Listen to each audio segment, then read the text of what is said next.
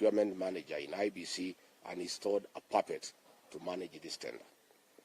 Mr. Chairman and your Vice Chairman, Fahima Arfat Abdallah, have been compromised as the drivers of this tender process against the concurrence and the wishes of the other commissioners. Mr. Chairman, this is not the first time I'm raising an alarm on your Vice Chairperson. You will recall that during the by-elections in Magarini last year, this same Vice Chairperson was largely involved in the malpractices, and I made the matter public. You did nothing about it. This confirms that she was holding your brief and that you are the appointing authority. Mr. Chairman, with your concurrence, the PS for Interior, Remo Domolo, the PS for Immigration and Citizen Affairs, Mr. Berio Kipsang, have held meetings with Miru Systems Company Limited of South Korea. They are in the process of giving to the company access to the country's voter registration database for integration purposes.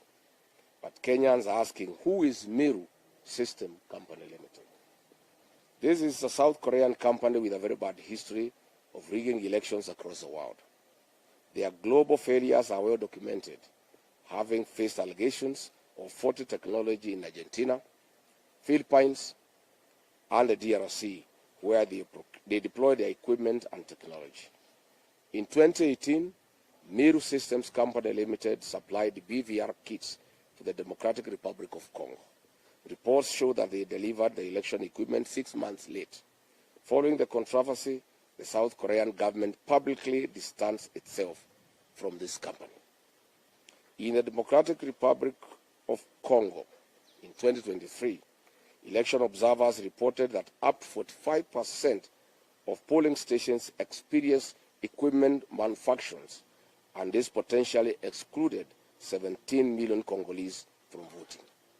Again in Congo, illegible voters' cards were used and actual voters were removed from the roll of voters. Following Congo's 2018 and 2023 polls, the U.S. Treasury Department placed election commissions, then President and 2 of his deputies under sanctions for undermining the democratic process of institutions. In 2024, in the Philippines, the mock elections conducted using Miru's technology encountered fatal flaws. Many organizations, especially human rights groups, rejected Miru's explanations, pointing to unresolved security and reliability issues. It is beyond discussions that Kenya would ever even imagine having such a vendor for our 2027 general elections. During the October 2024 parliamentary elections in Iraq's Kurdistan region, election monitors claimed that voting machines in up to 70 to 75% of stations malfunctioned by failing to properly record and transmit results. Iraq's Board of Supreme Audit raised red flags and warned the Election Commission about systems' credibility just days before the vote. Following the election, various political blocs in Iraq claimed the machines were hacked or manipulated, triggering widespread political tension and a mandated manual recount. The Miru plan in Kenya, as directed by William Ruto. Under the instructions of William Ruto, Miru Technologies has been instructed to prepare a new voters register and suppress voters from the following regions perceived to be against this regime. 1, Western Kenya; 2, Nyanza region, but in Kisii and Nyamira counties; 3, the Mount Kenya region; 4, Lower Eastern; 5, Nairobi; 6, Taveta and Lamu; 5, Rift Valley in Nakuru, Laikipia, Kajiado, and Narok.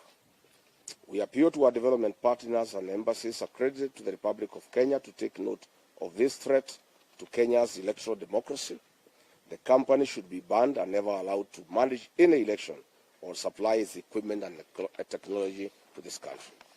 I would like to challenge IEBC to confirm if the technical specifications in the tender have not been specifically crafted and tailor-made around the profile of Miru Systems technology. The IEBC must tell Kenyans whether this procurement process is in line with provisions of Article 227 of the Constitution and Section 60 and 61 of the Public Procurement and Asset Disposal Act. Further, we are asking, what was and is the role of the Cabinet Secretary for Mining, Alleges, and Vice Chairman of IEBC Commissioner Fahima Arfat Abdallah in this tender process? Can IEBC produce documentary evidence showing who drafted the technical specifications for tender number IBC/OIT/01/26/27, including all internal committee meetings, technical working papers, market surveys, approval records, and explain why the specifications mirror the capabilities associated with a single supplier identified in the market, rather than being expressed as performance-based and vendor-neutral requirements. Before publishing the tender, what market analysis did IEBC undertake to establish the multiple qualified manufacturers or system integrators could realistically satisfy every mandatory technical requirement, and how many suppliers were identified as capable of meeting the specifications without requiring exceptions or waivers? How come and why did the IEBC formulate mandatory experience and qualification requirements that absolutely correspond with the operational history of Miru Technologies, instead of adopting proportionate, objective, and outcome-based eligibility criteria as required under the Procurement Act? And what technical justification exists for each restrictive qualification? What a clever coincidence, Mr. Ethicon. How come and why does the tender document contain numerous provisions requiring IEBC to insert, specify, or determine technical standards later, which stimulously imposing rigid mandatory requirements elsewhere? And how can bidders prepare comparable and responsive tenders where essential specifications remain undefined or internally contradictory?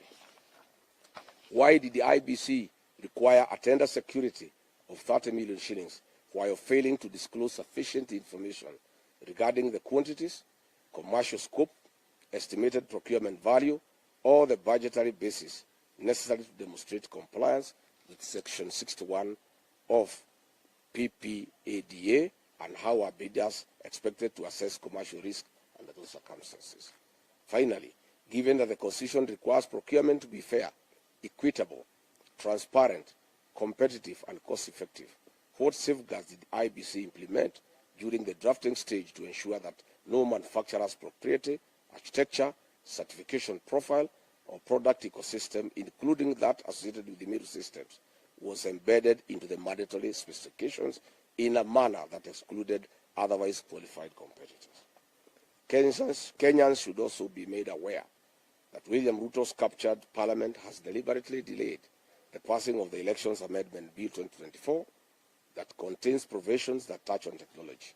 Specifically, the bill proposes that the supplier of KIMS technology must grant IEBC intellectual property rights and ownership over the system. Senate passed the bill, but it has been pending in the National Assembly. We all know why. It is also not lost on Kenyans that recent changes in the ownership of Delaru Kenya Limited is directly linked to the ongoing electoral fraud that will be deployed in August 2027. Delaru Kenya Limited is a security printer with the technical capacity to print election materials locally. I am persuaded that William Ruto's recent investment in Delaru Kenya Limited is part of the rigging game plan that has now been put into play. No wonder, despite all the indications from independent scientific polling and intelligence assessment that show a William Ruto loss, he is confident that he'll whitewash any opposition and extend his kleptocracy for a further 5 years. Vulnerable and defective electoral voting technology threatens electoral transparency and the credibility of an electoral process.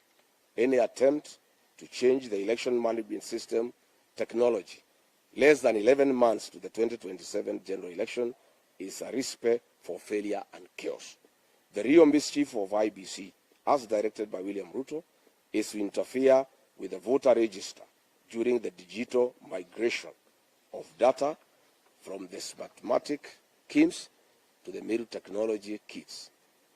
This they intend to do the last minute so that there is no room for corrections. This will cause massive vote rigging and voter suppression in some areas. Good people, that is what we needed to say about